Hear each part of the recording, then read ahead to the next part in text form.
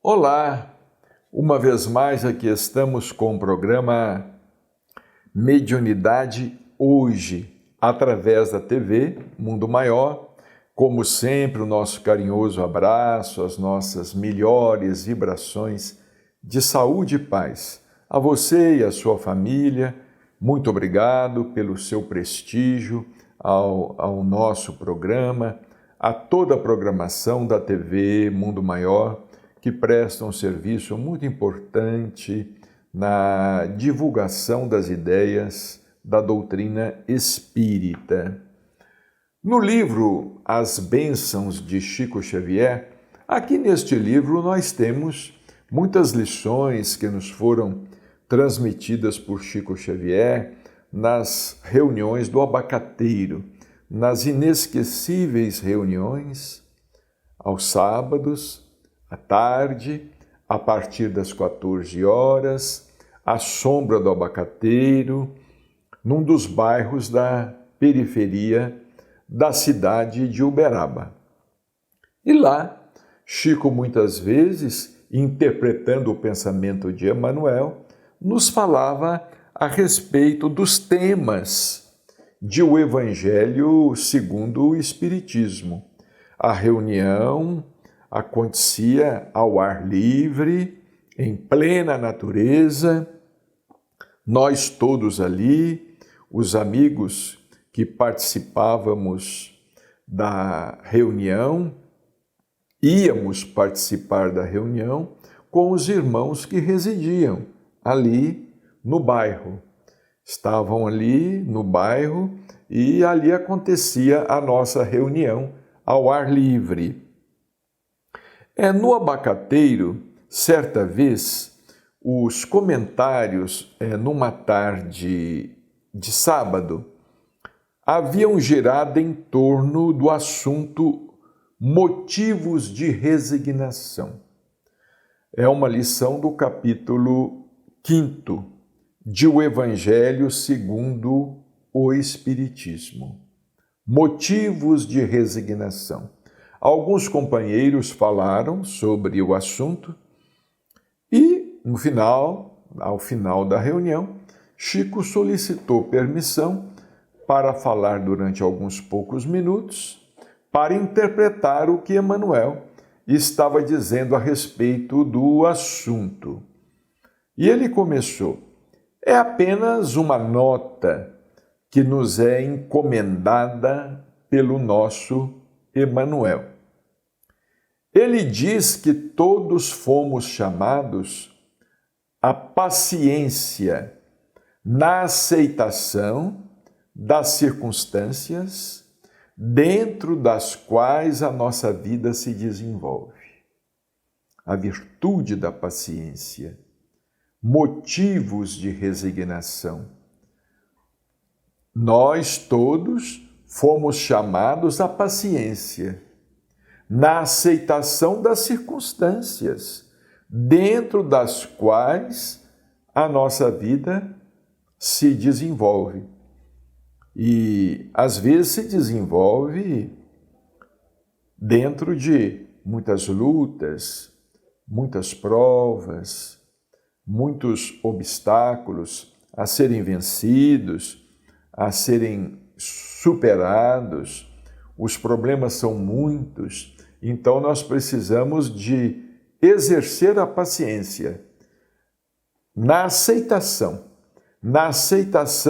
da vida, não é? Como a vida nos está, vamos dizer, sendo apresentada, não é? E Chico continua: temos a paisagem exterior na qual vivemos, em que acontecem dificuldades, obstáculos, provas, lutas muito grandes. Mas há também um tipo de aceitação que não podemos esquecer. A aceitação de nós mesmos, como estamos e como somos, para fazermos de nós o melhor que pudermos.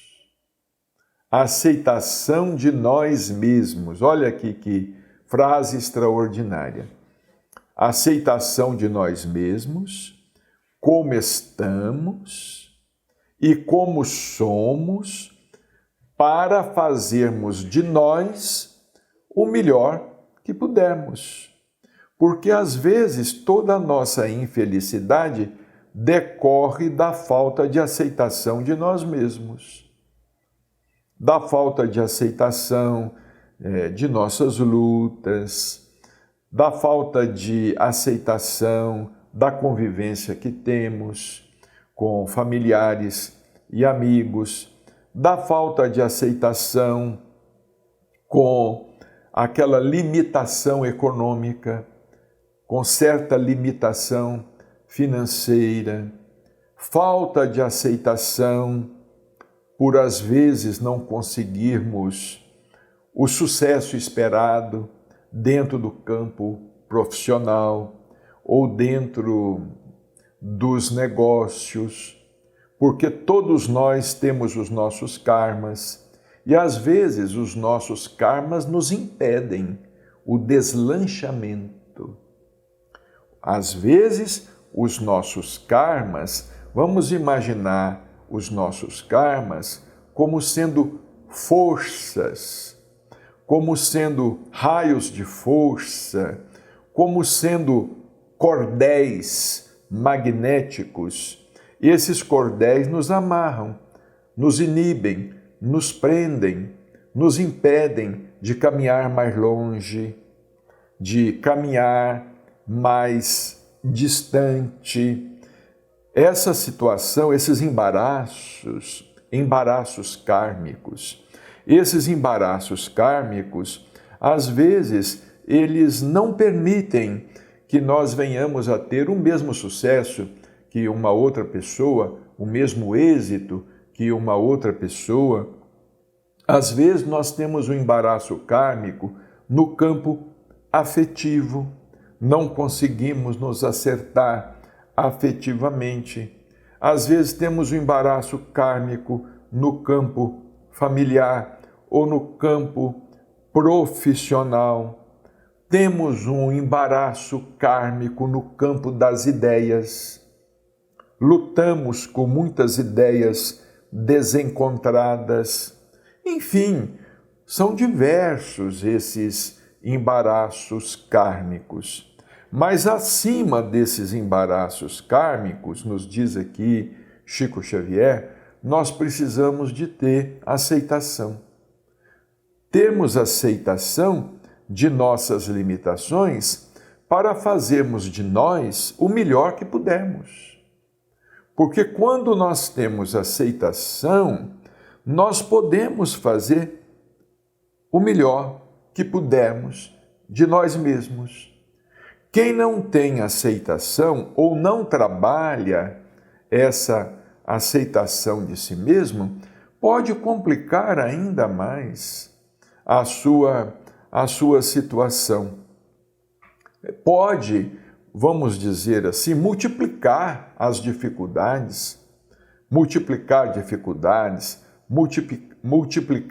problemas. E Chico continuava aqui dizendo: olha, quando estamos doentes, não nos aceitamos como doentes. Queremos uma cura imediata. Atormentamos a cabeça dos médicos, exigindo a cura. Não pedimos aos médicos, exigimos que os médicos nos curem, não é? Determinada doença, determinado problema que às vezes temos que carregar. Às vezes é um problema na perna, um problema no braço, um problema na visão, às vezes é um problema nos órgãos internos. É um problema que nós temos que carregar. Então é falta de aceitação em nossa vida. Se temos qualquer dificuldade no pensamento, qualquer luta psicológica, temos dificuldade para nos aceitarmos. Às vezes não aceitamos certos traumas da infância, certos problemas oriundos na infância, né? Problemas naturais de um mundo de provas e expiações. Às vezes não tivemos um pai presente ou tão presente como gostaríamos, um pai afetuoso, um pai terno, um pai realmente protetor. Às vezes nos faltou uma mãe mais orientadora, uma mãe mais firme ao nosso lado.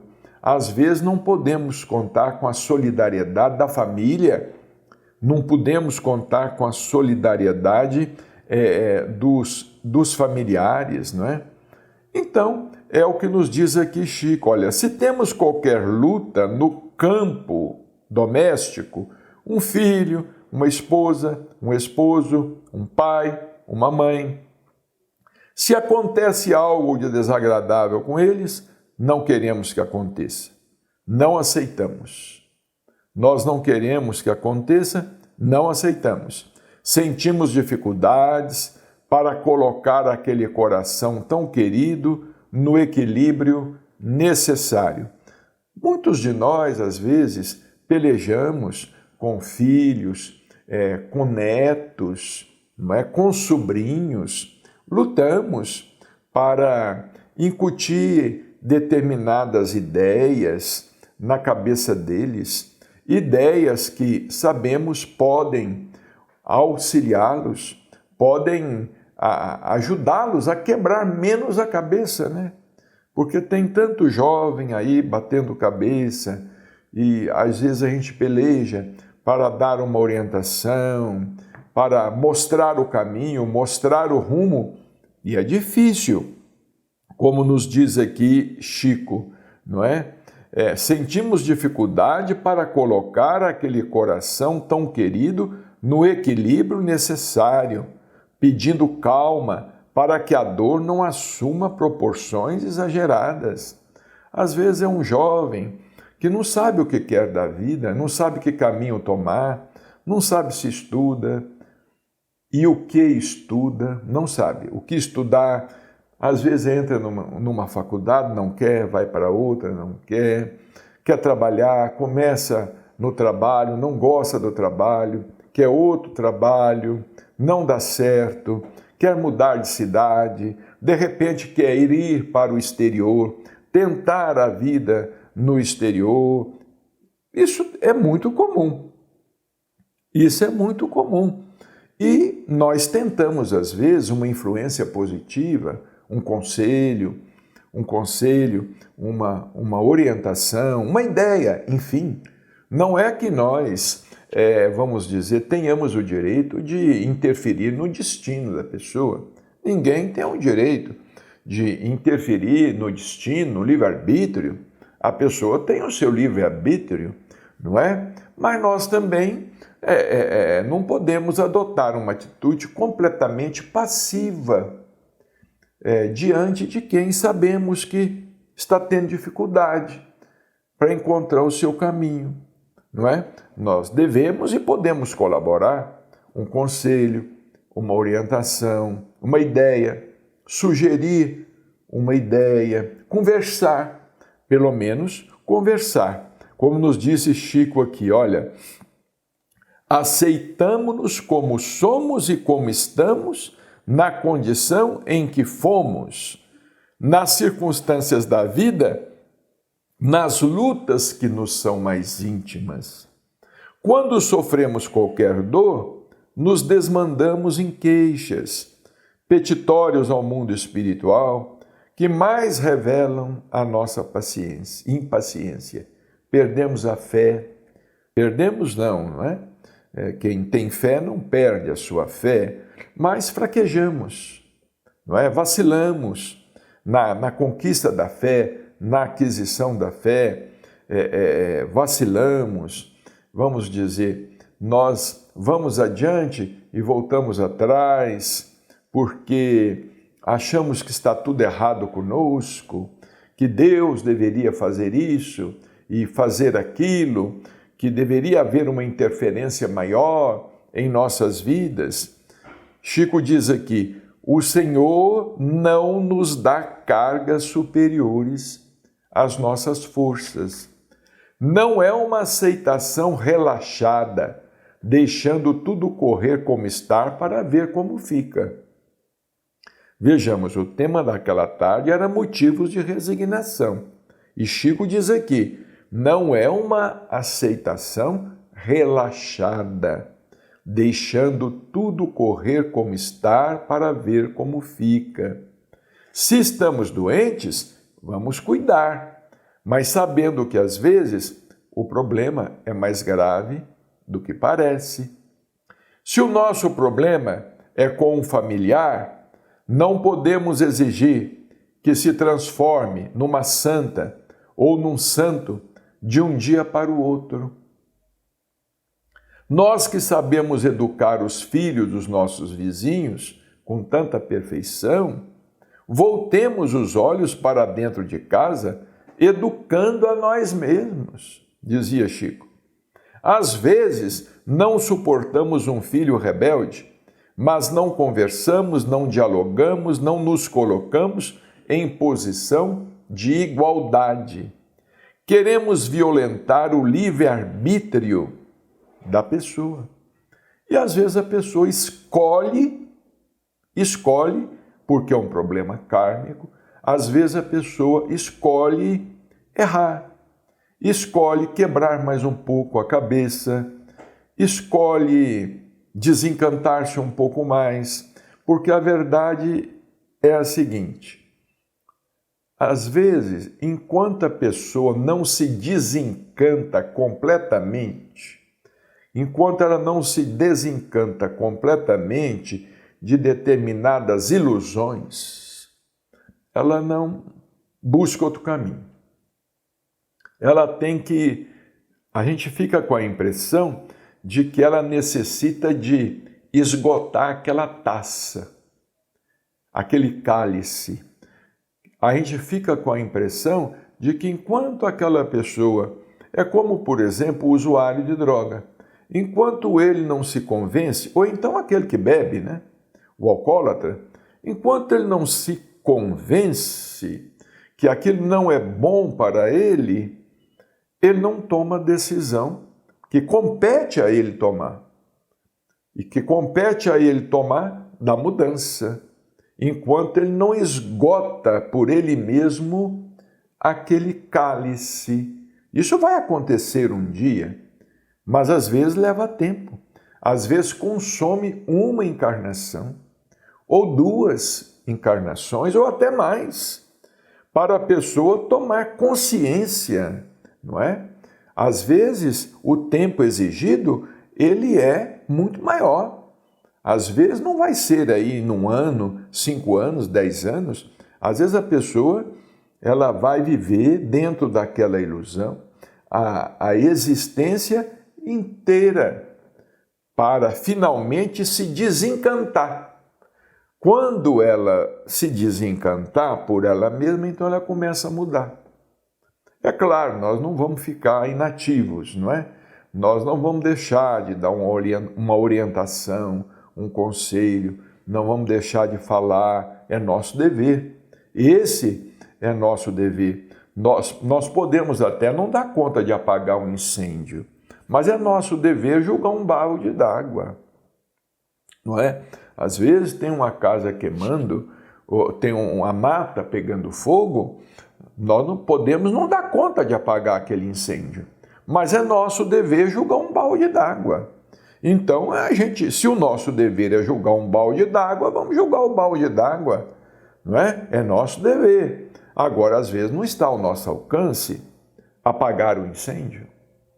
Isso aí que nós precisamos entender, como nos disse Chico aqui, olha, queremos violentar o livre-arbítrio da pessoa, Se conversássemos com amor, com carinho, obteríamos muito mais resultados.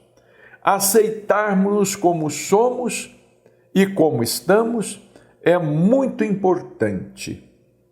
Eu gosto muito da religião, mas sou muito imperfeito. A pessoa diz, né? Eu gosto muito da religião, mas sou muito imperfeito. Chico diz aqui, vamos trabalhar. Tenhamos a coragem de ser criticados, mas trabalhando. Né? Muita gente aí critica, né? Ah, fulano é muito imperfeito. Fulano é muito imperfeito, mas está tentando fazer alguma coisa. E você? O que é que você está tentando fazer? O que é que você está tentando fazer além de criticar? O que é que você está tentando fazer? Deixa o fulano com as imperfeições dele, com as lutas dele, com as limitações dele. Ele está tentando fazer alguma coisa. Uma hora vai mudar. Uma hora vai dar certo, uma hora ele vai se fortalecer, uma hora vai mudar. Agora, pior é aquele que fica observando o movimento da rua da janela. Ele não sai da janela, né? Ele não desce. Ele precisa de ir para o movimento da rua, ele precisa ir à rua, ele precisa se misturar com as outras pessoas. Não adianta ele ficar lá da janela vendo o movimento da rua e observando só, fulano tropeçou, fulano caiu, lá, aquela senhora conversando não sei com quem, hoje é muito fácil você ficar lá debruçado na janela, não é? Debruçado na janela, achando que deve estar debruçado numa das portas de entrada do céu, não é? Isso não existe.